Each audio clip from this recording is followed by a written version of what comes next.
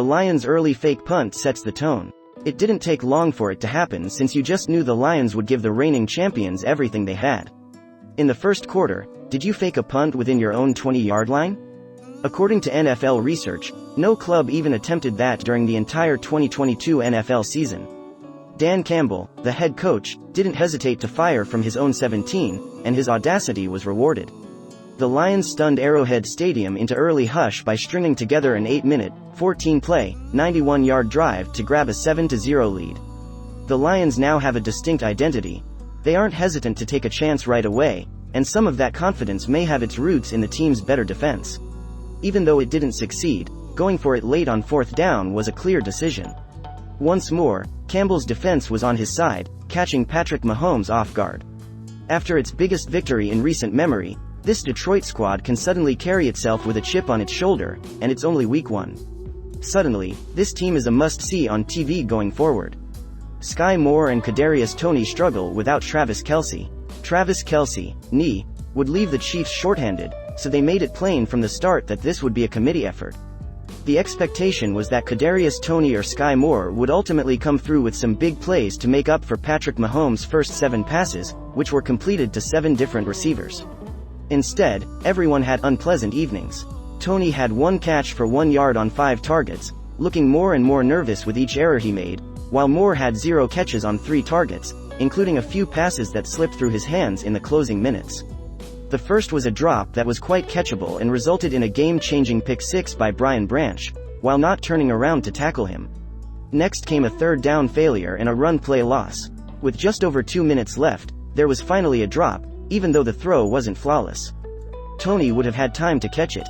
Instead, the Chiefs mishandled it and were unable to recover it. Neither receiver desired to begin the season in that manner. Without Chris Jones, the Chiefs' defense still makes a statement. Yes, 2 difficult, lengthy drives, 1 early and 1 late, that the Chiefs' defense had to endure damaged their chances of winning. However, taking everything into account, this team's performance without all-pro defensive tackle Chris Jones, who is refusing to sign a new deal, was quite commendable. Up front, pressure was provided by George Karlaftis, Michael Donna, and Felix Anudike-Uzomah, and the front 7 did an excellent job blocking run lanes until the end, when several defenders seemed fatigued. In terms of back-end coverage, Trent McDuffie had a strong night before Jared Goff made a few key completions late. Perhaps Jones has a stronger case for why he should be paid right away now that the Chiefs are losing. However, the defenders who were on the field kept this Lions offense in check for the majority of the game, resulting in only 14 points being scored. Initial impressions of Lions rookies were positive. Brad Holmes, the franchise's general manager, must be rather happy with the draft class the organization assembled this year. Taking Jack Campbell and Jahmyr Gibbs, 2 players with lower priority positions, in the first round drew criticism from some, but both players, along with second-round picks Sam Laporta and Brian Branch, played significant roles in the Lions' 21-20 triumph.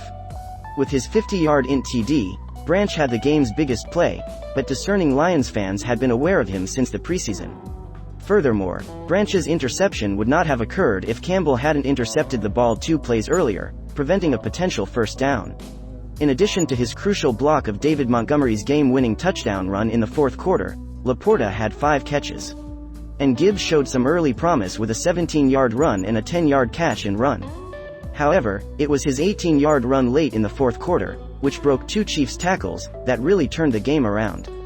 4 picks, 4 right-away players. That's the influence of a draft. Aiden Hutchinson was dominant, and the youthful Lions defense displayed grit.